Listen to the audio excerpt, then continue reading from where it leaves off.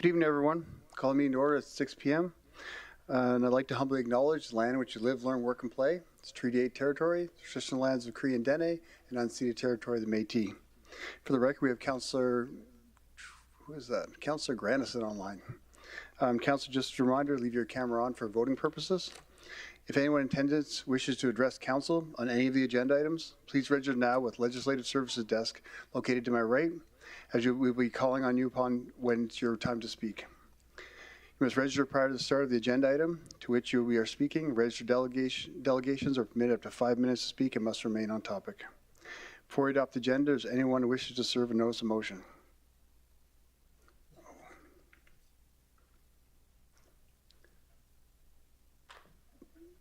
Can I have someone make the motion to adopt the agenda as presented? Councillor Benjoko. Thank you, Mr. Mayor.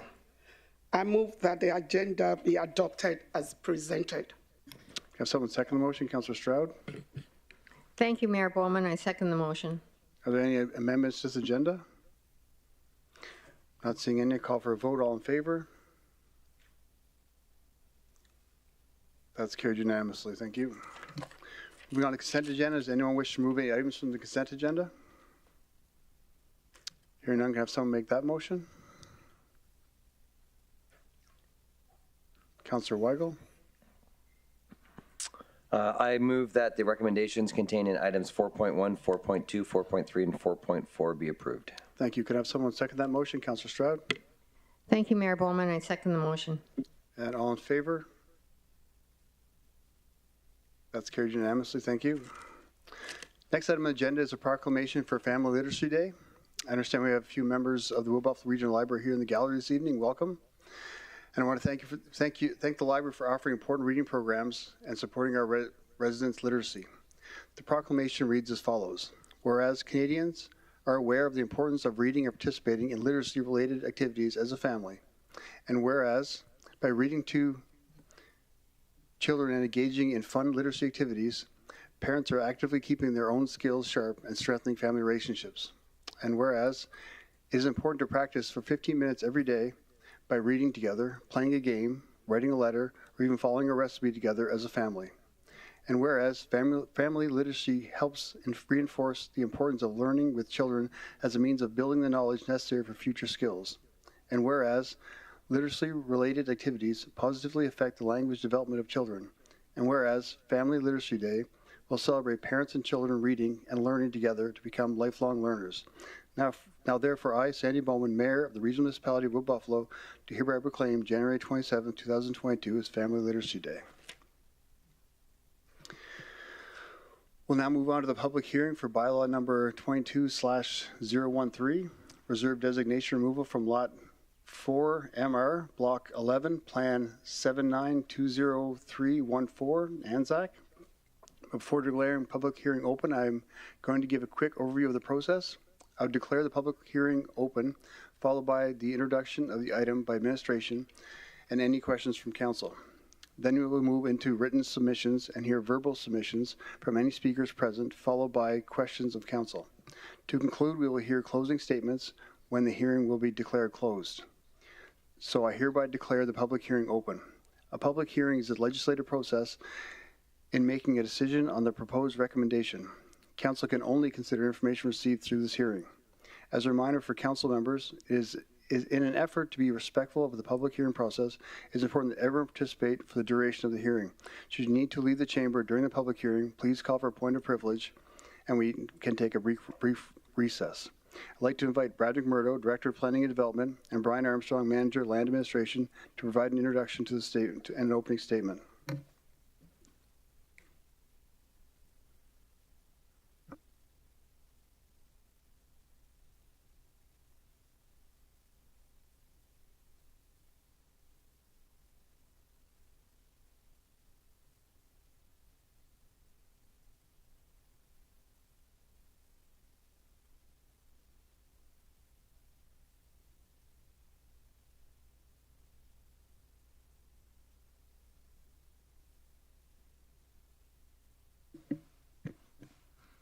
Good evening, Mayor and esteemed members of Council. My name is Brad McMurdo. I'm the Director of Planning and Development Joining me this evening is Bryn Armstrong, Manager of the Land Administration Branch. Tonight, we are here presenting a report seeking the removal of the reserve designation from lots 4MR, Block 11, Plan 7920314, which is owned by the municipality located in Anzac at 105A and 105B Christina Drive. On September 16th, 2019, the following motion was passed by Council: that administration be directed to demolish the Anzac Community Hall, sell the land for a nominal fee to the Anzac Recreation and Social Society, and work with the community to determine the scope of a new hall. Reserve land is typically designated at the time of subdivision, unless at the time of development permit it is determined that extra reserve land is required, or the land should be left in its natural state. Prior to municipal, school, or community services reserve being available under the provisions of the Municipal Government Act, land was simply designated as reserve. As per the Municipal Government Act, this land is left to be in its natural state or used as a public park. However, pursuant to Section 675, Council may remove the municipal reserve designation. In accordance with the relevant sections of the Municipal Government Act, a public hearing has to be advertised and occur in order to satisfy the registrar with land titles. In relation to the subject property, the advertising notification has occurred, and tonight's public hearing will address these obligations. The old Anzac Community Hall, which was located on a portion of Lot 4MR, has been demolished. The Anzac Recreation and Social Society is in the process of designing a new community hall. Rather than wait for the process to conclude and then bring this request to remove the designation, Planning and Development would like to complete this work in advance of the community finalizing the design. This approach removes potential future barriers and positions the community for success. There are two municipal buildings used by rural operations and are currently situated on Lot 4MR. The Rural Operations Building and the Old Water Treatment Plant Truck Fill Building.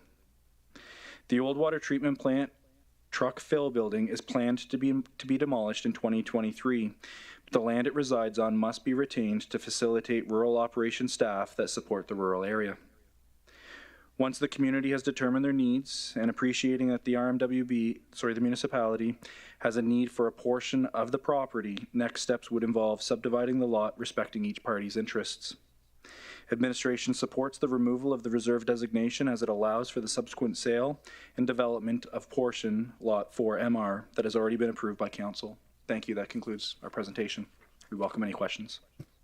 Thank you, Brad. Do we have any questions from Council? Councillor Stroud? Thank you, Mayor Bowman. Thank you for the presentation, Brad. In the report, it states that by removing the reserve designation, supports retaining the use of these municipal assets, which is the water treatment plant and the fire hall. Can I please get an understanding of this sentence? Like, by removing that reserve designation, supports retaining. Can you just explain what? Through the chair to Councillor Stroud, essentially what we were trying to convey was by removing the MR designation, it won't remove the need or the use of the space by our rural operations folks. Oh, okay. Essentially, the need for I'll say the corner portion of that lot for MR continues and will need to continue being used by the rural operations. So the fact that we're removing the municipal reserve designation, or should council choose to remove the municipal reserve designation this evening, it won't impede either the Public Works Department or the Anzac Community Recreation and Social Society. Okay. Thank you, Brad. Thank you, Councillor Stroud. Are there any other questions from Council?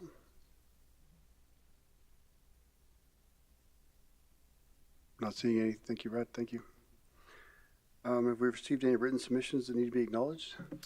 Thank you, Mayor Bowman. Confirming for the record, we have no written submissions received. Do we have anyone registered for verbal submission?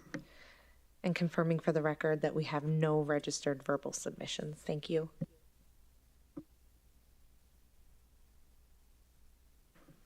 Is there anyone in the gallery wishing to come forward to present?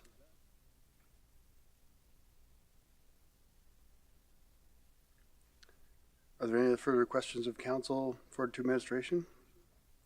As a reminder, once a public hearing is closed, there'll be no further questions and information can be gathered. Councillor Benjoko? Thank you, Mayor Bowman. I just wanted to know the process that will be followed in this sale.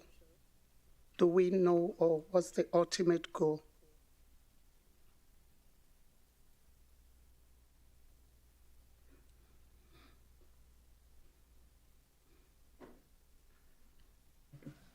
Through the chair to Councillor Benjoko, the ultimate goal with developing the site or with respect to removing the municipal reserve designation? Okay, once the reserve designation is removed, it's going to be sold? Through the chair to it's going to be used? What's the plan? Through the chair to Councillor Benjoko, we're seeking to remove the municipal reserve designation in advance of selling the property in order to transact or to dispose of the land back to the Anzac community and social society. We need to remove the municipal reserve designation in order to complete that portion of the transaction or to sell the land. So this is really the department, namely land administration, trying to get in front of the removal and get in front of the process so that once the community has finalized their design and their plans and identified clearly what their needs are, we're removing barriers well in advance of that, so we're not dealing with this down the road at that point in time. Thank you. Thank you, Councillor Benjoko. Does any other councillor have any question administration? Councillor Bussier? Yeah, thank you, Mayor. Through the chair to the presenter. Brad, just curious if this situation is common where we have municipal assets on MR lands. Through the chair to Councillor Bussier, it can be. Municipal reserve could be used as a park, so we may have park infrastructure, things of that nature. I believe, if I'm not mistaken, there's portions of Centerfire Place and the lands there that would have infrastructure on them as well that would be identified as municipal reserve. Sometimes it's just green space as well. So there's a variety of uses that are outlined in the Municipal Government Act in which municipal reserve, school reserve, community service reserve can all be used for. So. Okay, can we rezone ER? Through the chair to Councillor Bussier's, we would definitely be, it would have to be informed by, say, proper study.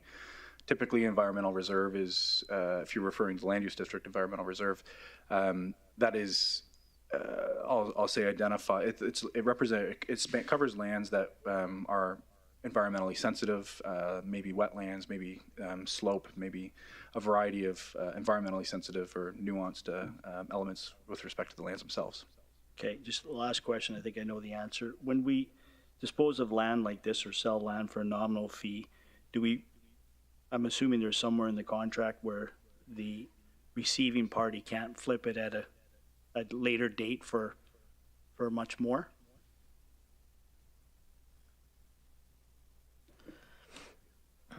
Through the chair to the question, we can include a clause in the purchase and sale agreement to ensure that we have first right of refusal. Is that standard? We put a caveat on there when we do dealings like that? That's just a given, correct? It's something that we would do in most cases, yes. Through the chair to Councillor Bussier, when disposing of land at nominal, that is certainly something that we would incorporate into the agreement, so that the land can't be transacted at a later date, and essentially people would, receive all that revenue, the increase on whatever the actual fair market value would be. So we would certainly include language in the agreements to prevent that from happening. Okay, thank you. Thank you, Councillor Bussier. Any other questions from council? I'm not seeing any. Does administration have any other comments or closing comments to add? Through the chair, no. Thank you. Thank you. So now declare this public hearing closed. Coming out of the public hearing, we now have a second and third reading of bylaw number 22/013, reserve designation removal from lot 4 MR, block 11, plan 792-0314 in Anzac for council consideration. Can I have someone make the motion for the second reading of the bylaw? Councillor Stroud. Thank you, Mayor Bowman. I'll move that bylaw number 22/013 being a bylaw to remove the reserve designation within Lot 4MR, Block 11, Plan 7920314 be read a second time. Thank you. Thank you. Can I have someone second that motion? Councillor Walkman. Thank you, Mr. Mayor. I second that motion. Thank you. Are there any other comments or debate points from council?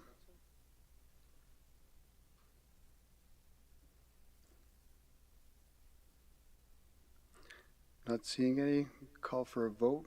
All in favor? That's carried unanimously. Thank you. Can I have someone make the motion for the third reading? Councillor Ball. I move that bylaw number 22/013 be read a third and final time.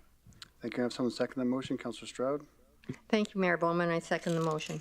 Thank you. Are there any other comments or debate points from council? Again, not seeing any. I call for a vote. All in favor? And opposed?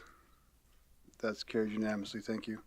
Before moving on to new business, as a reminder, members of the public present in the gallery who wish to speak to an agenda item must register with Legislative Service prior to the start of that item. Next, we have the report on Heritage Resource Management Plan. I'd like to invite Deanne Berge, Director of Community and Protective Services, Brad McMurdo, Director of Planning and Development, and Michael Doherty with M. Doherty Consulting to present the report.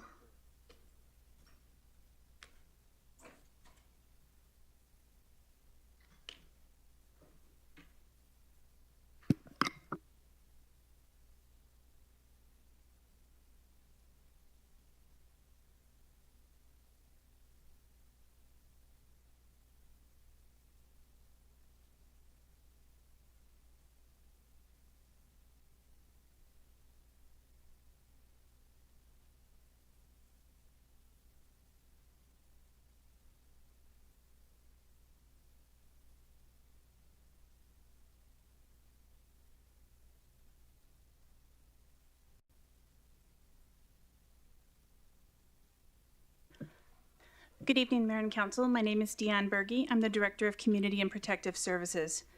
With me is Brad McMurdo, Director of Planning and Development, and the Heritage Resource Management Plan Consultant, Michael Doherty. We are presenting the Heritage Resource Management Plan. The Heritage Resource Management Plan was identified as an action in the Wood Buffalo Culture Plan, which was adopted by Council in 2019. It's a guiding document that identifies priorities and strategies that will support the management, preservation, and enhancement of heritage in the region. I'll turn it over to Michael to walk us through the presentation. Good evening, Mayor and Council. I'm very excited to be back with you this evening. Happy to present. We finally made it to mid-month. I know we've been anticipating mid-month for a while, so we've gotten there. I'm excited to be there. Working on this project, our project team met every 2 weeks, which was fantastic. It was a wonderful experience. And at the end of every 2-week meeting, I did a show and tell. So something I had learned in the process, or something I found interesting in the process. I wanted to flip that around and start with a show and tell tonight. And this is my show and tell piece, and I'll pass it around in a moment. But when I start a new project, I throw myself in, really try to immerse myself and learn about the community, learn about the history, learn about the people.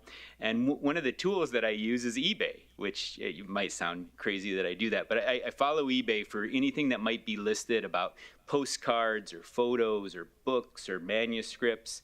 And one of the things that got listed was a glass slide. So this is a glass slide, or a magic lantern slide. It's of Fort Chipewyan in 1921. Interesting, I bought this from an antique dealer in Brooklyn, New York. And the outside label of this says New York State Department of Education. So at a time, 100 years ago, Fort Chipewyan was standard curriculum for New York State education. And I would reckon that at that time, Fort Chipewyan was being studied elsewhere. It was being studied North America-wide, probably into Europe as well. It was a wonderful place, an interesting place. Of course, I'm going to start this with Councillor Cardinal as I pass it around to have a look at. But what the plan is is hopefully bringing back the RMWB to this place where we're known internationally, we're being studied worldwide, and people understand the importance of the RMWB. So I'll pass this around. Everybody look, if you could hold it to the outside, but it's that beautiful picture from the lake that we see. I'll just read the outside. Alberta Chippewan, small settlement at the western end of Lake Athabasca. Wooden houses and church painted white, seen from the lake, 1921.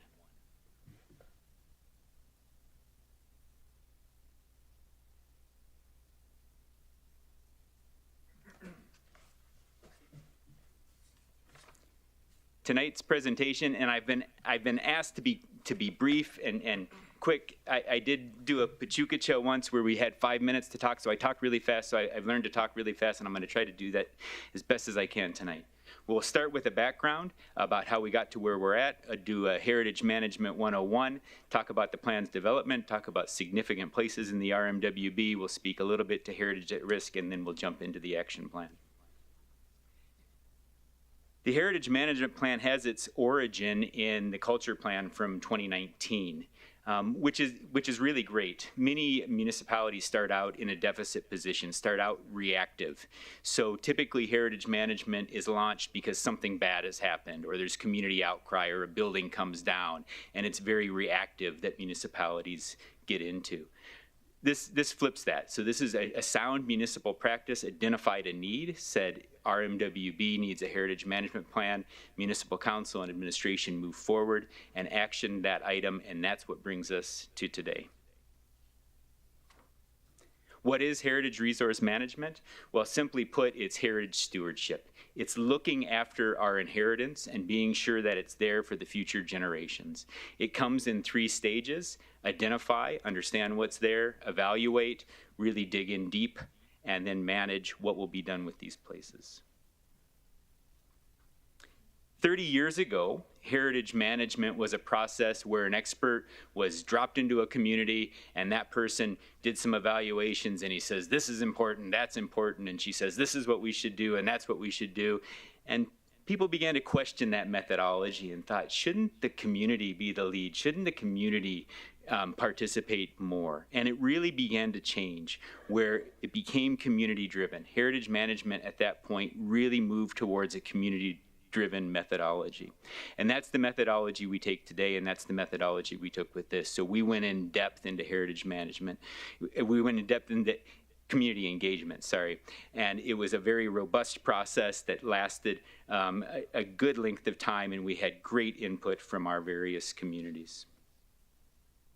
From that, we establish what heritage values are. So these are the key elements, the character defining elements, the elements that the community reveres. These are the things we want to hold dear and hold true for the future generations. It is the foundation. That foundation is built upon with heritage themes, and the two become a framework for how we move forward. It establishes how we evaluate places, it establishes how we identify places, and it establishes how we want to manage those places. The identified heritage values by the community are nature and the natural environment, indigenous heritage, the rivers and waterways, natural resource and extraction, education and learning, the stories, exploration and adventure, resilience, community, reliance upon and duty to, collaboration and partnership, and stewardship. I mentioned heritage themes previously. I'll mention it again. It's a little bit different than values, whereas these might not be revered. In fact, these might be points in time that we would rather forget or rather have not happen. But in essence, it impacted the community. It changed the community over time. So heritage themes sometimes are really great things. Sometimes they're not so great themes, but it has definitely impact over the continuum of time. So the heritage themes we discovered in our process was indigenous cultural heritage, and this is foundational to everything that happens in the RMWB and everything we do, and we took that within our heritage management plan as well.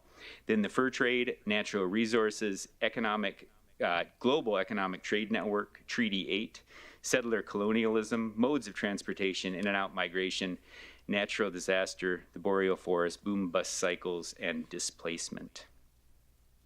In heritage management, we love lists. We have lists and lists and lists. 4 lists I'm going to talk about tonight really talks about those 3 phases of heritage management. So our first list is the survey.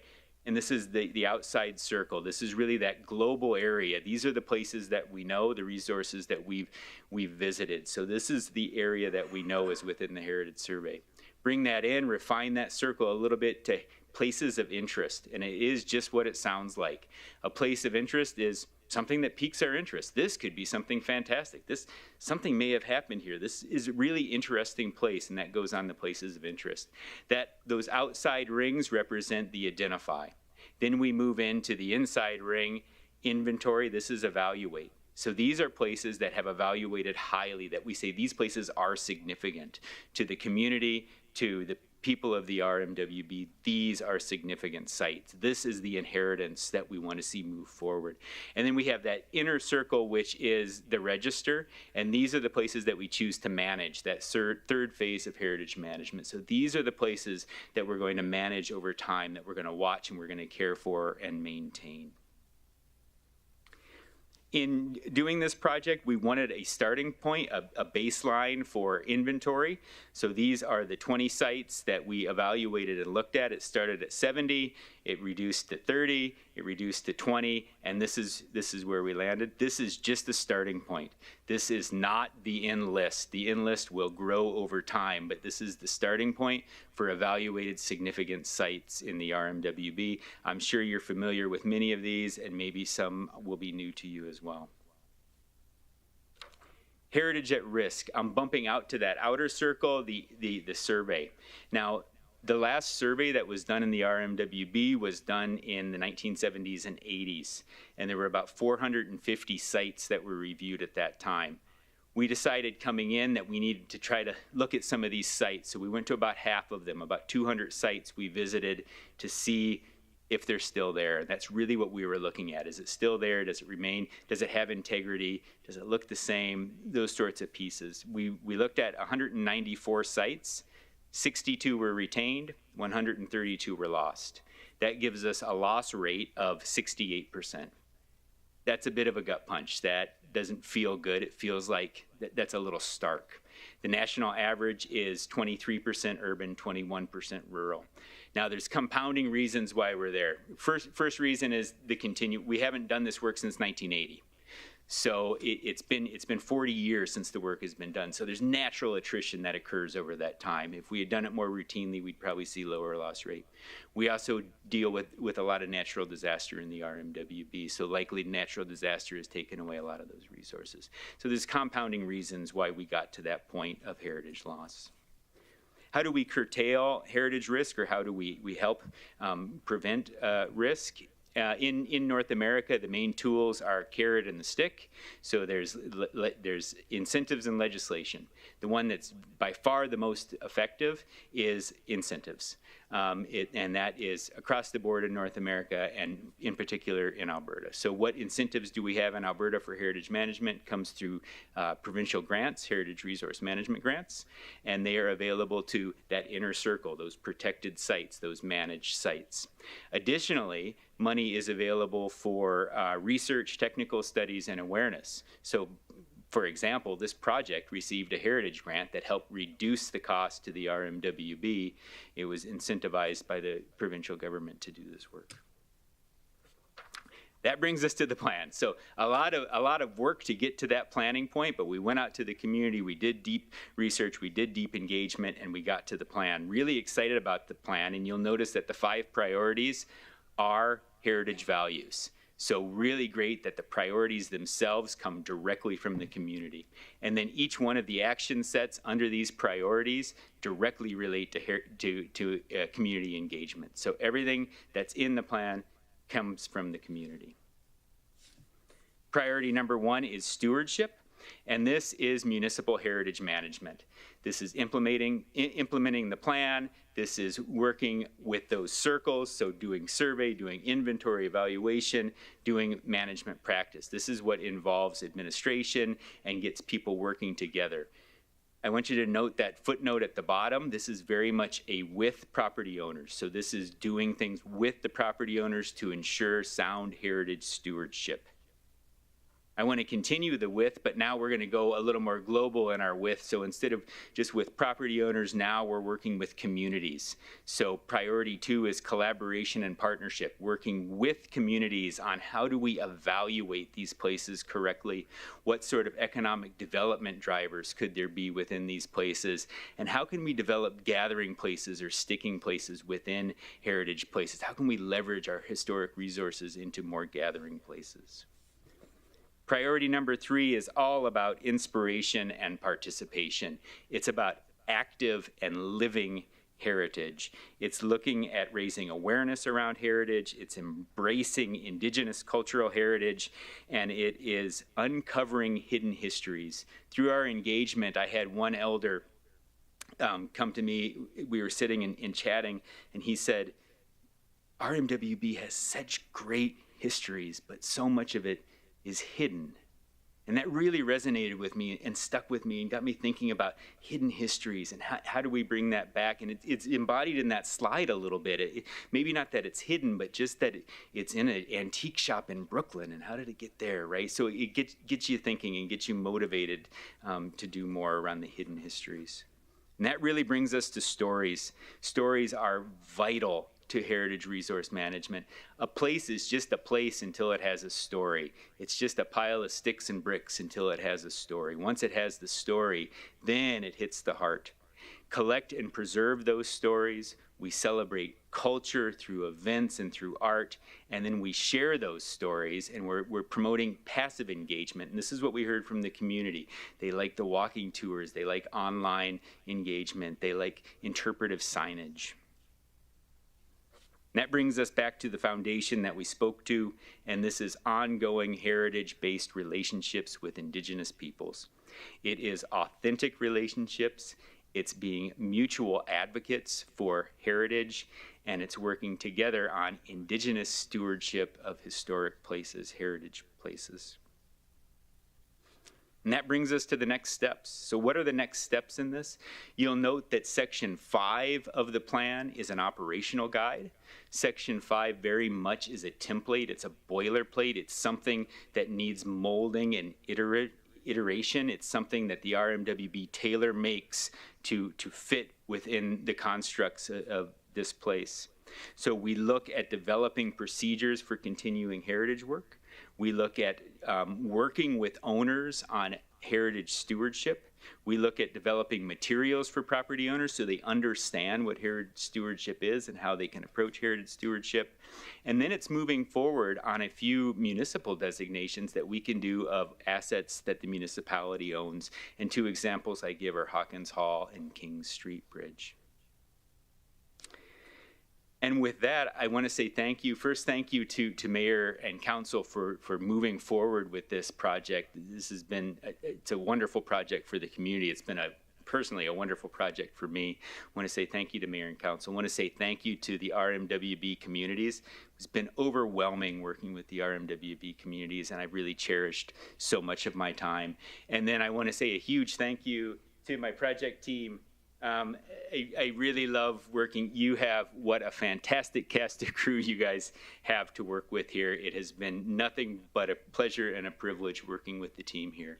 And I thank you and I welcome your questions. Thank you, Michael. Excellent, excellent report and overview, and really appreciate the sharing the slides of Fort Chipewyan. That's always something special in our community. We do have a lot of questions. And Councilor Cardinal, your light's been on for 10 minutes. Go ahead.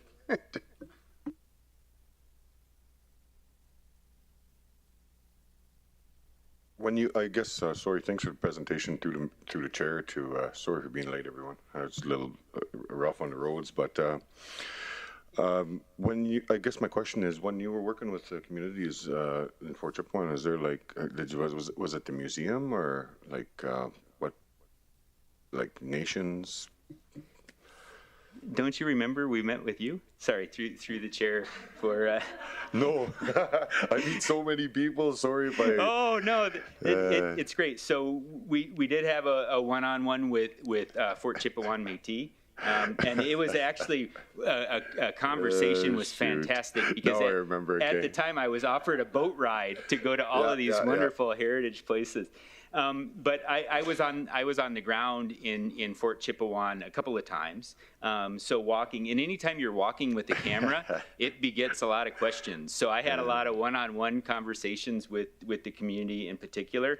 But we met with Métis. I certainly did drop into the museum and had some conversations there as well. So we did have some robust conversations around Fort Chip. Thanks. I recall you being at our office, right?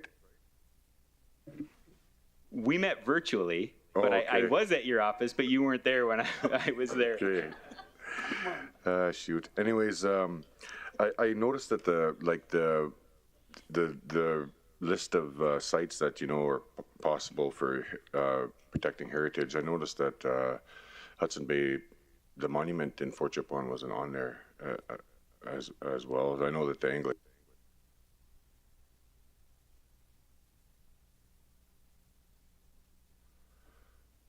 Yeah, so I noticed that the Anglican Church in there, and of course the Catholic Church is gone now, but it's still a really historic site.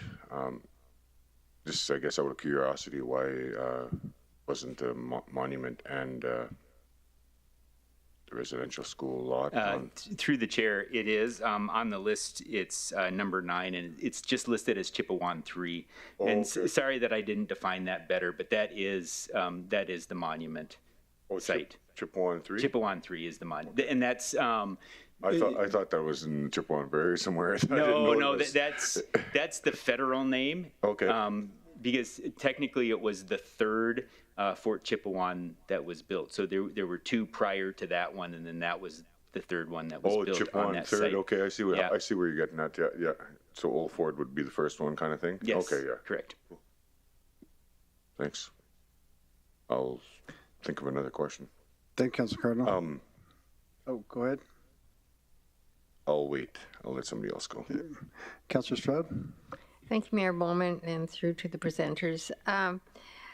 Thank you for the report. Are places like charred siding considered historical, as that was a train stop within the RMWB? I know it was mentioned in the report. Through the chair, to answer the councilor's question. I drove partway and then walked the rest of the way to charred siding. I was hoping that the train station was still there. I didn't see the station. I saw evidence of where the station certainly had been. I passed a wonderful HOV cabin along the way and stopped and took some pictures of that cabin, which I thought was a really neat resource. But certainly it is a revered site by the community. It plays an important role in the establishment of Janvier. And it also, there's some really interesting historical items that happened at shard siting as well. So it is certainly an important site. So it would be within the places of interest at this point and could be queued for further evaluation and possible elevation to the inventory and then moving forward. The problem is there's not a structure left other than the railroad itself, which is actively used. So there's not really a site that we're trying to designate rather than a cultural landscape or an area, certainly. Okay, thank you. Thank you, Councilor Stroud. Councilor Dogar? Thank you very much, sir. Thank you very much, presenter. It's very knowledgeable for me. It's a great knowledge of the history, and the history, of course, valuable for further planning for different projects like flood mitigation and construction also. We learn lessons from the past. I want to ask you, sir, there's an investment required. There's a certain amount of expenses to preserve these old valuable heritage. It also brings, communities also are brought together once they share the knowledge of each other. There is certain amount of investment, but at the same time, certain valuable income is also there from tourism. Can you let me know what is the difference, how do you weigh investment and income? This is one part of my question. Second is you said heritage loss. what is heritage loss? These are the two things. Thank you. Through the chair to answer the councillor's question. I'll start with question 2. So heritage loss is, we looked at baseline data from the 1980s. We visited those sites and we basically said, are they still here? So loss rate is 68% of the sites we visited were gone. They weren't there anymore. So that's what I mean by heritage loss. The resource is gone. So that could have been Shard Siding Railway Station, could have been a resource that was gone. That's not a site that we looked at, but that by way of example.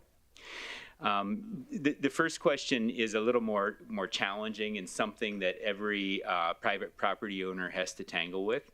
Heritage restoration is expensive. There's no doubt about it. It requires good trades and really great craftsmanship. And very often it costs a lot more money to put cedar shingles on a roof than it costs to put asphalt shingles on a roof, certainly. So there is a cost. Will there be a return? Of course, there are heartstrings return, there's intrinsic return, there's intangible return to that property owner and to the community. And it would really depend on what that structure is. Would be whether or not there's a return on investment. So if it's a private house, there's probably not a large scale return on investment to that, other than if we have a lot of great heritage houses, maybe some heritage tourism comes into our community just to look at heritage houses. If it's a structure or a building, very often well-maintained heritage structures will get more foot traffic in than a modern structure. So, but you know that it's anecdotal. So it's really it's a hard determinant factor. A couple of things that we do know is that heritage tourists tend to spend more money and tend to stay longer in communities than regular tourists. So as we begin heritage management in the RMWB and we begin protecting these places, and we see heritage tourism coming in, we know that heritage tourists come in, they stay longer, and they spend more money. But it is a difficult question and one every property owner has to battle with.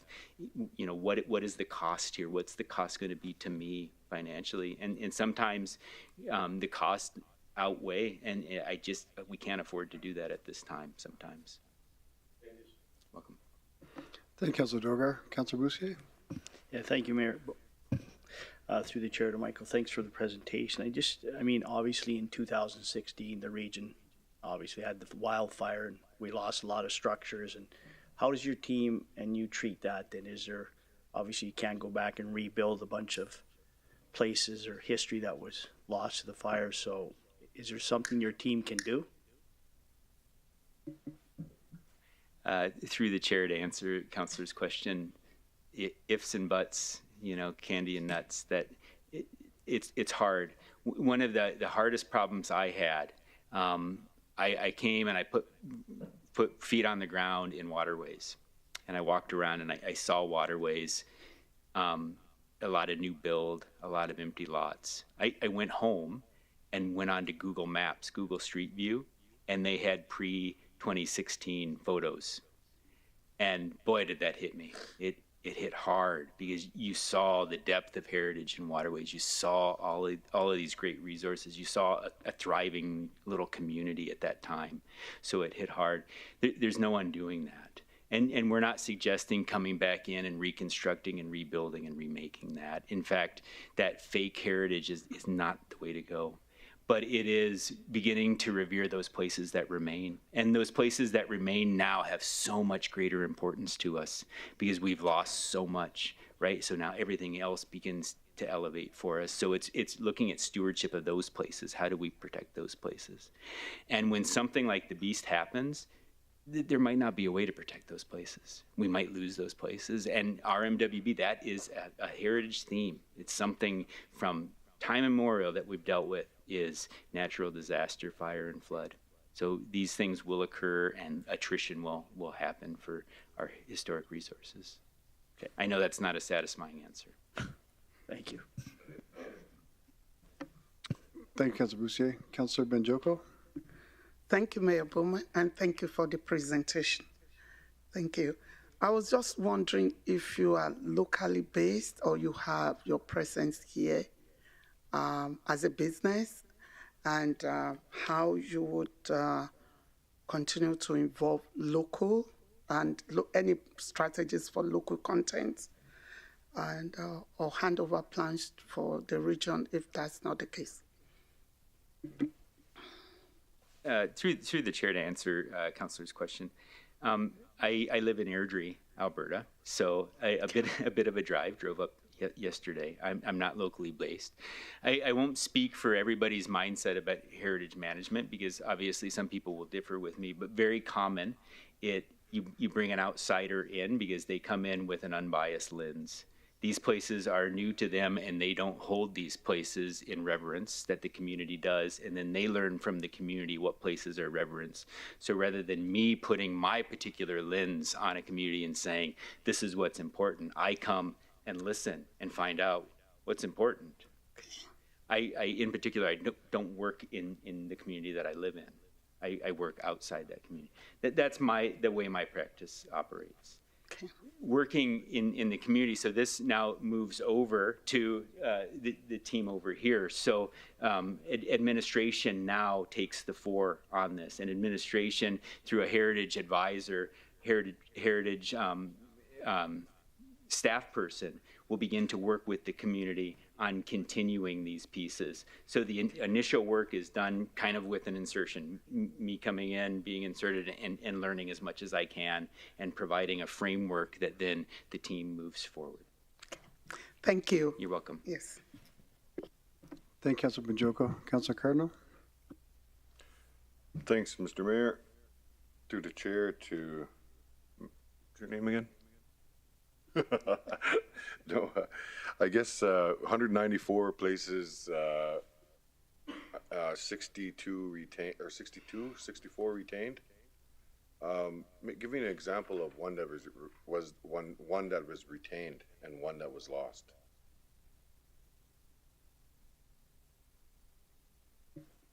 Through the chair to answer the councillor's question. One that retained, and because you'll have firsthand knowledge of these sites, the Anglican Church in Fort Chipewyan was a resource that was visited and was retained. It's still there. Same with the 1874 school, so the church hall just opposite the church. Those were two resources that were retained that are still there. Fred Fraser's house, I believe, off the top of my head, is one that was lost. So within that same neighborhood on the same street, Lucas Street, a resource that was torn down and lost to time. There were several in Fort Chip, and mostly residential, that were torn down and lost over time. Some retrofitted, some changed around for sure.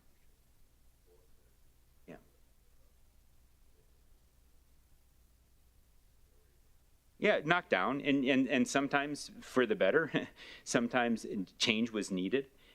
Sometimes a property owner, homeowner wanted a new place and moved into a new place. I guess with a lot of these places, like, you know, one of them would be in 1930, it might have been that, or it might have been even earlier, 1830, I can't remember when, but no, 1930, when Old Fort Point was recognized as a National Historic Site. How can we enhance that to where, you know, all these places that are really historically, you know, old, but people don't really know it, and how can we bring that back to light, of course, with the heritage management plan, but I mean, I feel that, you know, maybe anniversaries or, you know, some sort of engagement, celebration for these historic sites that, as part of the RM, to be able to bring them back and, you know, share, you know, some sort of storybook to, like revamping a new addition to a story or what had happened, because, you know, a lot of people don't know how historic Fort Chipewyan is and how rich and vast of the community it was because of the fishing and the fur trade, and it was the main spot in the RM, right? Or in the river system in the Athabasca River. I'm just saying, like, there are places that are missing, like monuments, plaques, recognition, and I really think it'd be a wonderful idea with the management plan to be able to enhance and bring that back to light, right?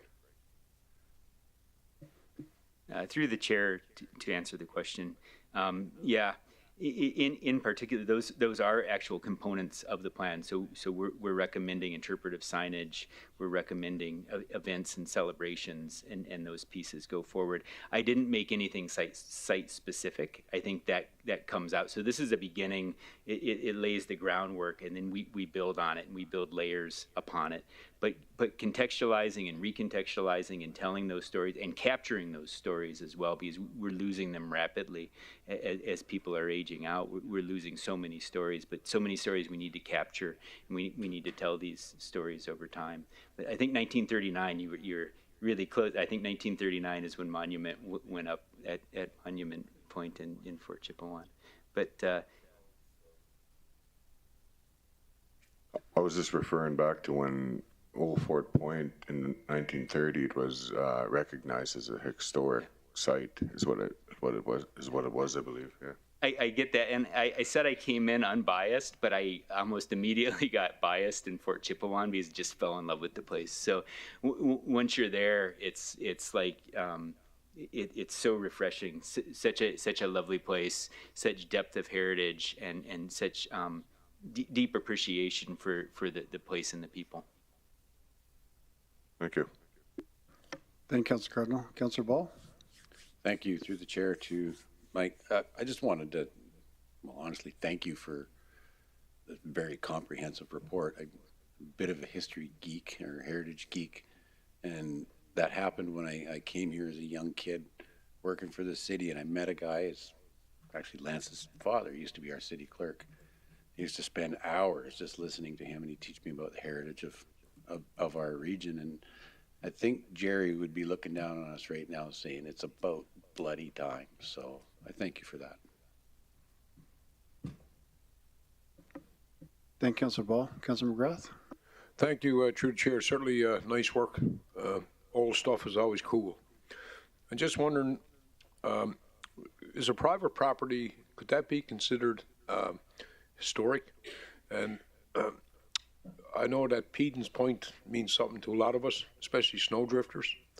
And I'm not talking about Torchy's Farm, I'm talking about on top of the hill, Pedon's Point.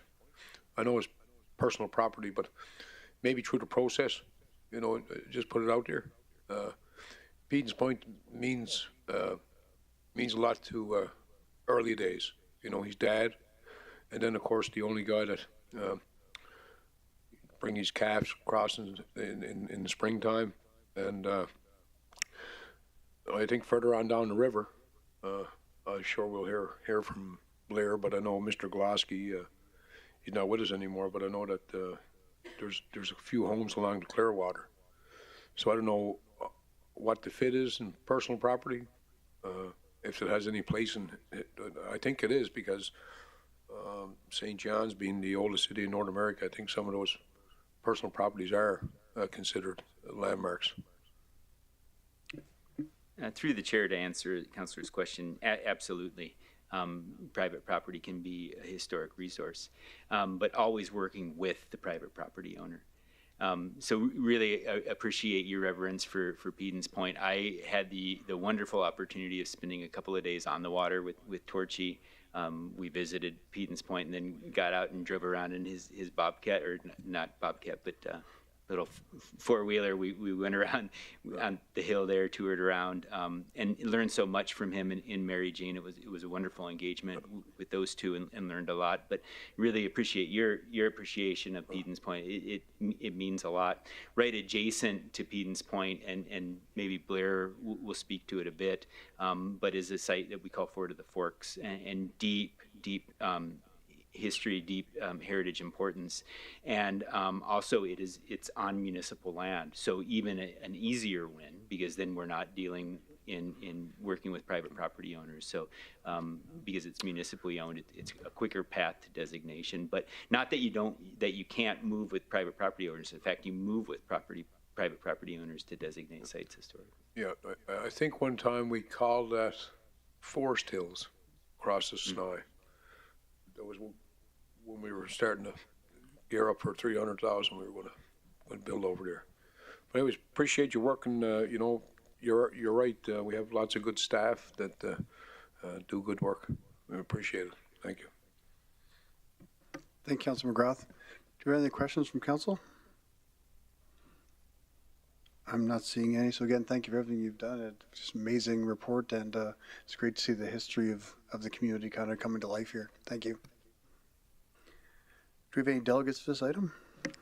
Thank you, Mayor Bowman. We have one registered delegate for this item, Mr. Blair Jean. So, Mr. Jean, if you just state your name for the record, and just to remind you, have 5 minutes to speak, and just remain seated for questions, please.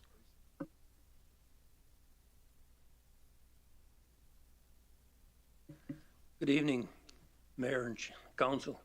My name is Blair Jean. I'm an author historian. 2022, last year, I got in touch with Jessica Berry, who put me on to Michael. And I had some good talks with Michael. We discussed about 12 sites in and around Fort McMurray. And we actually went and visited several of those sites. It was his privilege to working with Michael, quite a knowledgeable fellow.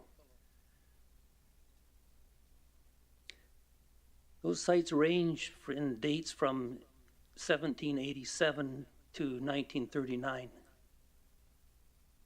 I've cataloged those sites as well as many others in this book, Clearwater River, Fort McMurray to Methane Portage. I published that in 2018. And the reason why I did publish that book is that there's so much history that's being lost every day. Every time an old timer dies, we lose a whole library of information. And the information I've gathered, I arrived here in 1967 and had an interest in history. And ever since, I listened to the stories and documented. And I've thought that if I don't write this down, it's going to be lost. So that's why this book was produced. In 1970, the Alberta Culture sent up a team of archaeologists to Fort McMurray to look for trading posts along the Clearwater and Athabasca River. I joined that group, as did others. And when they read out the description by Philip Turner, who was the surveyor for HBC, of where that place was, we're at the Sny, and I says, I know where that is. And they looked at me with big eyes and their mouth dropped open, and they says, well, take us there. So we went there, beached the canoes, and we spread out. Within 5 minutes, I called out to them that, that this is where the site is. The archaeologists did some initial digging, and they did discover that that was the site. So several years passed. In 1979, they came back with a team, and they excavated that site. They found lots of artifacts, but what was really important is that they drew out the design of the fort.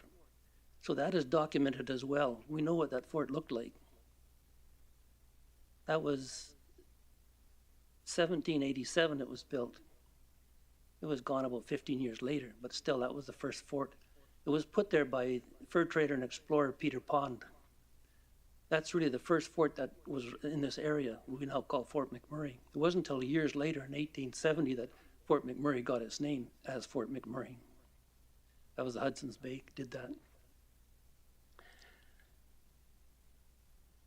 Of all these sites that I've talked to Michael about and to Jesse, not too much to Jessica, but we will be, the highest priority to me is Fort of the Forks. That's the oldest site in Fort McMurray. It's been kept secret. At 1970, when we were there, the archaeologists swore me to secrecy, and the others. And to this date, I have not told anybody where the site was, except for Mike, and I'm going to shoot him later if we don't get this approval. Really, Mike, I appreciated your work, and I trust you, so I did divulge it to you. Don't anybody ask him for the information. Anyway, this is 2023, and it's long overdue. This site should not remain secret anymore. People in Fort McMurray have a great interest in history. They should be able to go there and touch history. And there should be a cairn there with plaques to interpret the history. The archaeologists got their information out of it way back in 1979.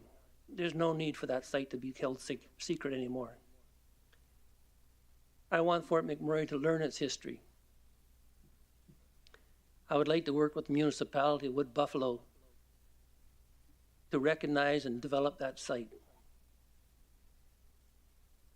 At the very minimum, that site should be re-cleared, a cairn established there, and I know Parks Canada would be overjoyed to supply the interpretive plaques to go on there. In fact, one of those plaques is already in Fort McMurray, sitting at the Heritage Historical Society.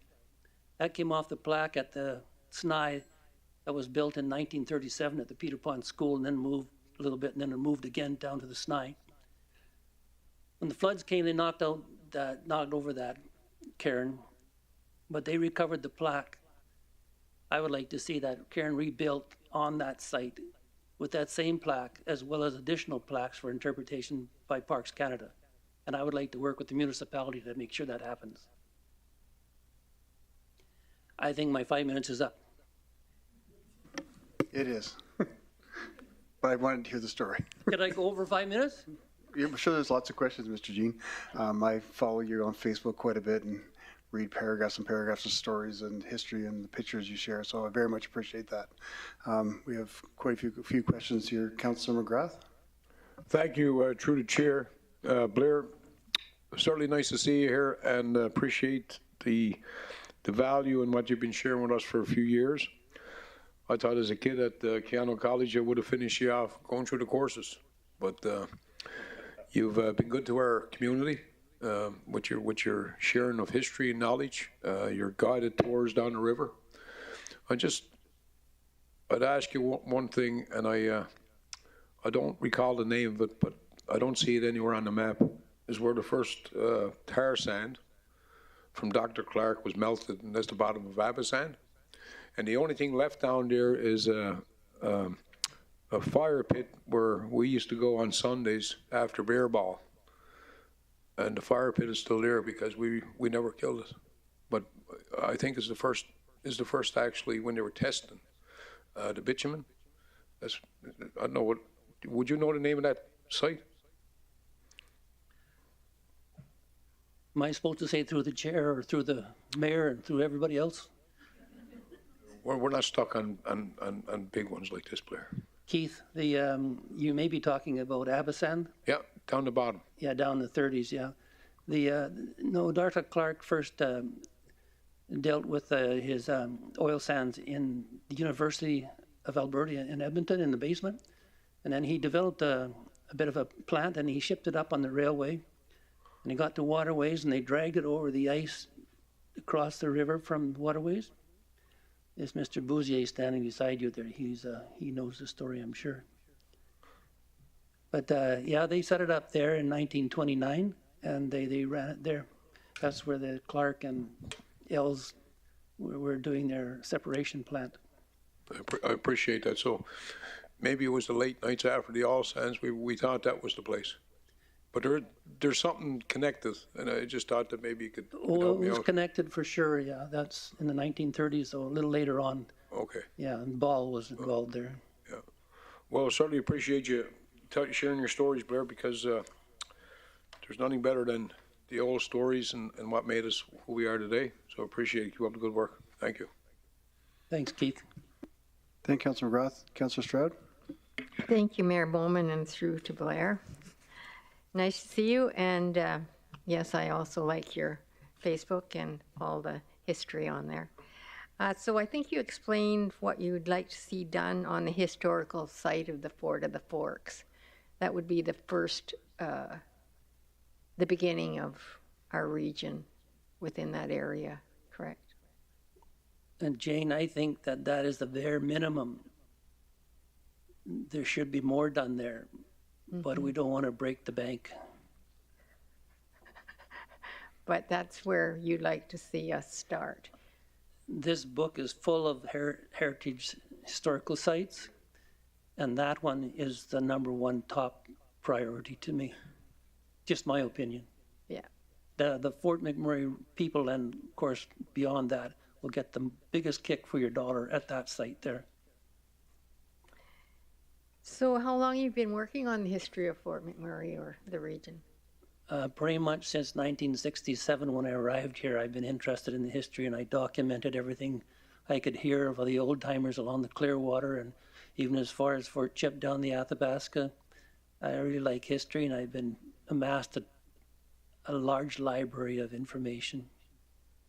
And so I draw on that every Saturday morning and put a Facebook post on history of the area. So I was reading through the information in the report. So there's an interesting article in the New Town of Fort McMurray. It mentions the first new subdivision being Poplar Grove, and then in 1968, Pond Grove. Are you aware of these areas? Well, I know them as Pond Crescent and the other one in Crescent Poplar, too. correct. Yeah, in the 60s, yeah. Yeah, so I think, you know, some of the information. It could be an error, yeah. Yeah. Do you feel the information on the pictures in the report are correct? In Michael's report? Yeah. I don't know, dear. Huh? Michael would know. I believe, I trust Michael, whatever he's done. I haven't read through it in detail. But I can tell you one thing. Every day in the historical museums, archives, newspapers, books, they're riddled with errors on history. Just for example, I stopped at the Bailey's bar not to have a drink before I came to see you folks, but I stopped to use their washroom. And they were kind enough to let me. And I went in there, and on my way out, I looked at their pictures on the wall. I was horrified. I was wanting to ask for the manager, but I grinned and bared it and left. They've got 3 pictures of Fort McMurray, historical pictures, really old pictures of Fort McMurray.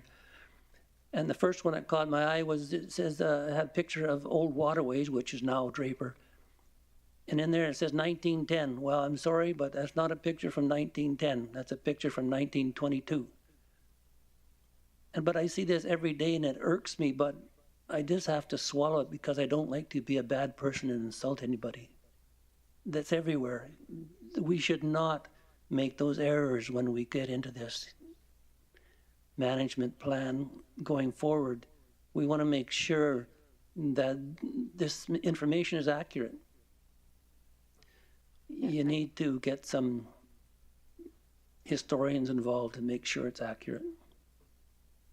Another one was that I was at a evening supper with some folks from Fort McMurray a long time ago, and they said, "Well, do you know the oldest Mercy flight out of Fort McMurray?" I says, "Yeah." They said, "Well, in 1934,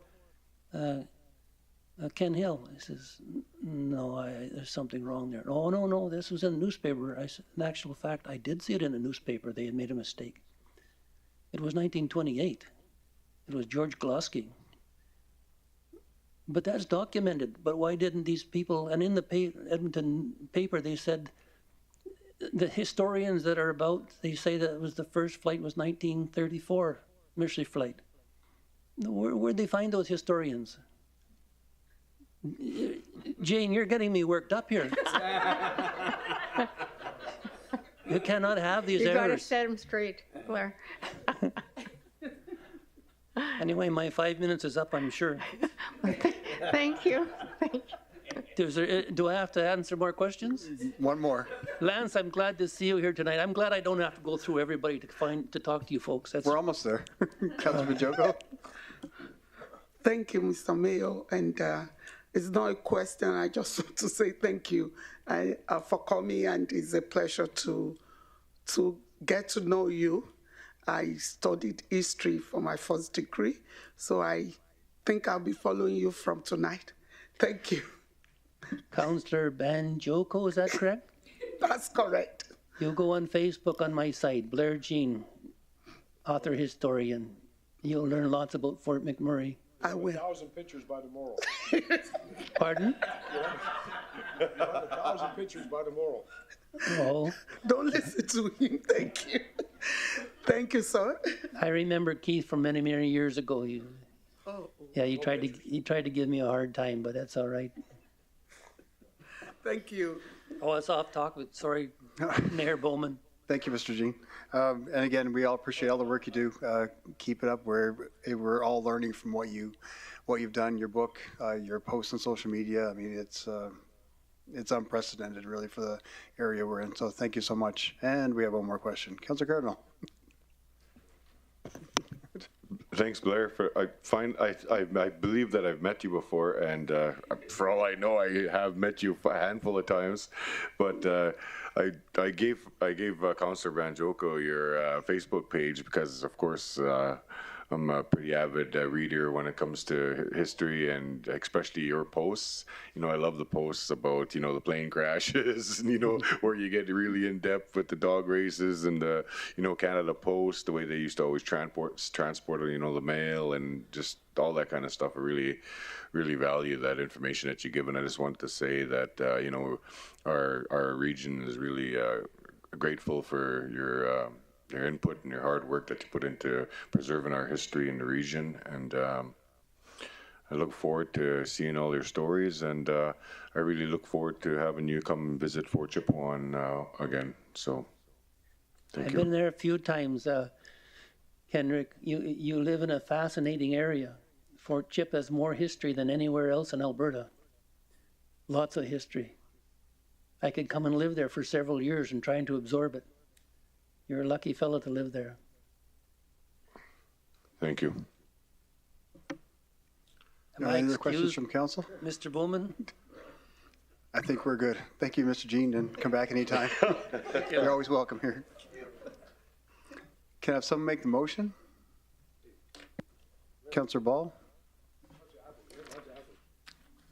I move that the Regional Municipality of Wood Buffalo Heritage Resources Management Plan, HRMP, dated September 2022, be adopted as a guiding document to support the stewardship of heritage in the Regional Municipality of Wood Buffalo.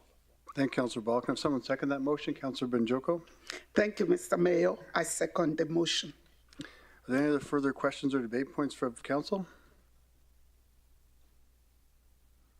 Not seeing it, I call for a vote. All in favor? And that's carried unanimously. Thank you. Next, we have a report on request for presentation to Council Policy GOV-110. I'd like to invite Jade Brown, Chief Legislative Officer, to introduce the report.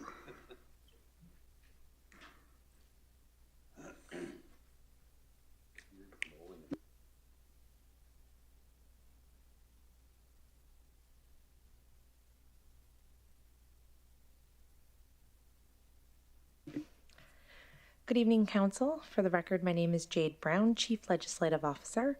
Before you this evening is the proposed request for presentation to Council Policy, Gov 110. The current Council Presentation Request Policy, LEG 110, was established in 2011 and was identified as requiring review and updating as a result of our internal governance review process. As such, the Legislative Services team conducted a thorough review of the policy that included consultation with other municipalities in the province on best practices. The proposed policy before you today is inclusive of updating definitions, simplifying language, as well as updates to clarify administrative responsibilities and the various types of presentation requests. Furthermore, updates were also required to ensure the policy aligns with the proposed amendment to Council's procedure bylaw, which I will present next, which will establish a change on the publishing day of the Council meeting agenda package. Prior to concluding my presentation, I'd like to take a moment to thank the Legislative Services team, led by Sonia Suter, on the work completed to get us where we are today with this policy review. This concludes my presentation. I'd be happy to take any questions. Thank you. Thank you, Jade. Councillor McGrath? Thank you. Through the chair, I certainly want to publicly say that I've been around here for 9 years and certainly supported by the legislative services. It's a difficult role you have sometimes trying to keep the peace in the valley. And I wouldn't want to call you out, Denise, but I think that you'll enjoy the amendment, that you'll have a few days to get ready for us. And the more lead time we have on topics, the more we can educate ourselves and take more questions for the people that we serve. Because when we start serving ourselves, it's time to give this job up. And now that legislation is going to give you more time to hammer out the issues, I think it also gives us a bit of education to not ask those tough questions that people get uncomfortable with, because we'll understand them more. So kudos to the legislative staff. I think it's going to be a good process to weather the storm. Appreciate it. Thank you. Thank you. Thank you, Councilor McGrath. Any other questions of council? I'm not seeing any, so I will ask. You're not next to me, so do we have any delegates this item? We have no registered delegates, Mayor Bowman. Thank you. Can I have someone make the motion? Councilor Benjoko. Thank you, Mr. Mayor. I move that request for presentation to Council Policy number GOV-110 dated January 24th, 2023 as outlined in attachment number 1 be approved. Thank you, Councilor Benjoko. Can I have someone second that motion? Councilor Weigel. I'll second that motion. Thank you. Do you have any other questions of council for administration? I'm not seeing any. Call for a vote. All in favor? And that's carried unanimously. Thank you. Next, we have bylaw number 23/001, procedural bylaw amendment. Members of council, as this bylaw is being proposed for all 3 readings tonight, it's important to note that in order for the bylaw to receive third and final reading, the bylaw must receive unanimous consent for consideration of the 3rd reading. I'd like to invite Jay Brown to remain seated, Chief Legislative Officer, to introduce the report. Thank you, Mayor Bowman. As noted, my name is Jade Brown, the Chief Legislative Officer, and before you this evening is proposed bylaw 23/001, an amendment to Council's procedure bylaw. The procedure bylaw, adopted in 2018, sets out how Council wishes to conduct its business within the confines of legislation. At present, the current bylaw states that all Council meeting agendas will be published and made available on the Friday preceding Council meetings. During discussions with Council, it was identified that releasing agendas on Fridays does not provide sufficient time for the review of the materials prior to the Council meeting occurring. Following a review, it was identified that a Wednesday release date would be better aligned, 6 days prior to a Council meeting. The procedure bylaw amendment before you this evening identifies this change, as well as updates language in various sections to align with the newly approved request for presentation to Council Policy, Gov. 110. Bylaw 23/001 is proposed for all 3 readings to allow for agenda release dates to shift beginning in February. This concludes my presentation. Thank you. Thank you. Do you have any questions from council for administration? Not seeing any. Do we have any delegates this item? Can I have someone make the motion for the first reading of bylaw number 23/001 to amend the procedure bylaw number 18/020? Councilor Ball. I move that bylaw number 23/001, being a bylaw to amend procedure bylaw 18/020, be read the first time. Thank you. Can I have someone second that motion? Councilor Stroud. Thank you, Mayor Bowman. I second the motion. Thank you. As this is the first reading, there's no opportunity for questions or debate points at this point. Call for a vote. All in favor? And that's carried unanimously. Thank you. Can I have someone make the motion for the second reading of bylaw number 23/001? Councilor Walkwin. Thank you, Mr. Mayor. I move that bylaw number 23/001 be read a second time. Thank you. Can I have someone second that motion? Councilor Stroud. Thank you, Mayor Bowman. I second the motion. Thank you. Are there any other further questions for administration or debate of council?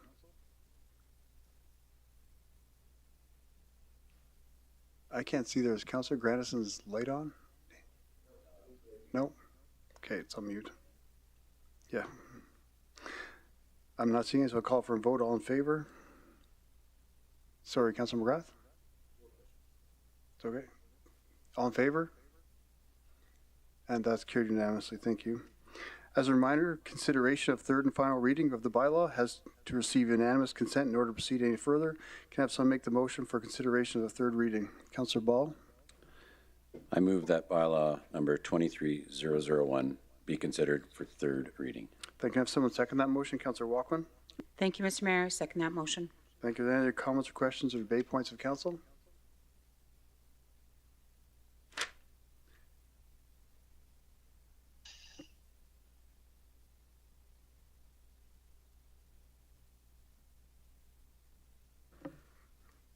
So I'll call for a vote. All in favor? That's carried unanimously. Thank you. Can I have someone make the motion for the third and final reading? Councillor Benjoko? Thank you, Mayor Bowman. I move that the bylaw number 23/001 be read a third and final time. Thank you. Can I have someone second that motion? Councillor Weigel? I'll second that motion. Thank you. Are there any questions or debate points of council?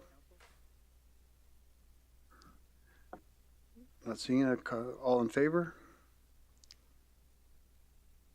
And that's carried unanimously. Thank you. Thank you everyone for participating this evening. Marcy Cho, Ken Wisconsin, have a good evening. Councilor McGrath. Thank you, Mr. Mayor. I just wanted to just say, Kendrick, as a fellow councillor, you've done an excellent job supporting our Arctic Winter Games and taking our teams around, and to the municipality and their staff. You know, when you're getting treatment for this or that and you're away from home, Facebook is a real good tool if it's used properly, but it could really make a young person's life a nightmare. But I appreciate the time and effort that you put in promoting our region, and you're 7 feet tall, but the flame for me, what I've seen done in the last couple of weeks, it really highlights what our region has to offer, the facilities that we're lucky to have, the staff we're lucky to have. And, Mayor Blake today, when she raised that flag, it's the only thing that could happen to Fort McMurray. 22 was a bust. We got some cheap clothes. But 23, it's finally here. And I think this is our place. You got the right words. So thanks for all the effort you put in. I don't know where you work in the daytime, but thank your boss for giving you the free time. So appreciate it. Thank you, Councilor McGrath. Councilor Dogar? Sir, thank you very much for giving me the chance. I just wanted to speak on the motion which was approved 2 weeks back unanimously. I was on holidays, and people were, my residents were calling me on phone also. There was a loss bond to municipality for 7 million just in one motion, and certain procedures of the MGA were also not adhered to. Would it be possible that to reopen it and discuss why so much loss was born, what are the reasons which I came to know, they are not very convincing to me. That's why I request it should be reopened. Sorry to cut you off, but I don't know if that doesn't have anything to do with our meeting here, and the meeting here is over right now. And I don't think you can open up something that's already been passed of council. So that decision of council can't be overturned at a meeting. So I think I'll have to leave that for now. And if you want to bring a motion forward later, you probably can. But right now, this meeting's over, and we can't reopen something that was already passed if you were absent at the meeting. Fine, that's what I wanted to ask. What is my jurisdiction and what is not? Okay, thank you, sir. Thank you.